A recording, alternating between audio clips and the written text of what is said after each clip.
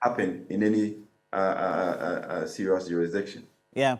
And Adam is there. We wish to bring this action of the chairman, which is in direct contravention of the government of Ghana's express interest on the subject matter, to urgent attention of the president. The president knows that the minister has directed, like the Professor from Pomboatin, but this time he should be sacked. Yeah, Roland, I think that I have gone through all the documents and the letters, and it's important to make the point that the Minister for Energy must be commended for his consistency on this issue. I have seen many letters from his outfit, some directed to GNPC, some to Petrosa and all of that, some to the president.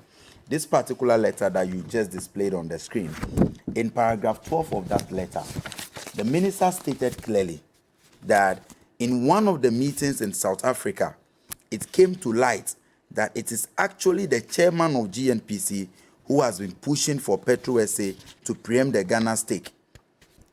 So one would want to find out, what is the interest of the GNPC board chairman, such that he will be the one pushing for Petrosa to come and preempt Ghana's stake in this deal? What is his interest? Even when clearly the government of Ghana, through their policy, government policy, has communicated that at this time they want to rather increase Ghana's stakes.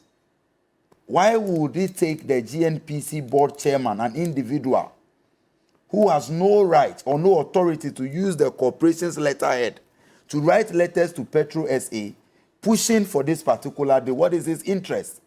And that is why I said earlier that I'm surprised that this letter from Dr. Martin Opoku Prempeh went to the president on the 16th of May. Today is 24th, and the board chairman is still at post. Today is 24th, and the CEO of GNPC is still at post. Is it because of the family and friends? We know the relationship of the CEO of GNPC to the president. We know he's the grandson of the late J.B. Dankwa, and how they are related to the president. See, the framers of political philosophy had a good reason why they came up with this concept of family and friends, because they believe that in situations where people are appointed to key positions, where they are supposed to act in the interest of the good people of Ghana, because they are conflicted or they are related to the appointing authority, in situations like this, it becomes very difficult for the appointing authority to take action.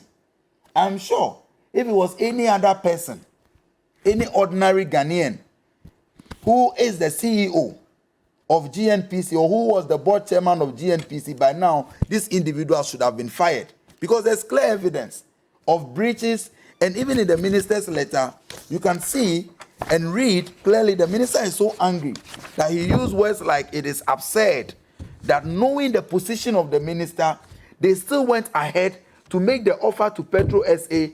They still went ahead and they kept pushing for Ghana to sell 50% of its stakes. And so we want to find out what really is the interest in all of these things. As for the issues of offshore accounts and what have you, we know the history of this government when it comes to offshore accounts, and reports that we have read from many other investigative bodies. And there is a newspaper publication, or there's a publication by, I want to show that to you. This by the African Intelligence. What's that? Talking about the behind the scenes of GNPC's South Pond decommissioning. Roland, in this publication, which was just a few months after the new CEO of GNPC took over or was appointed into office. It is no, I'm not introducing. These are all related, and these are the same things that they talk about. Issues about how they kept pushing for contract sums, consultancy fees to be paid to them, and all of that. These are publications.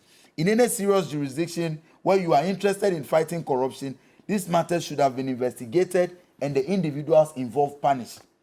This is a scandalous attempt by the GNPC board chairman and the CEO to sell off Ghana's interests and then make some personal gains. I think that the president must act.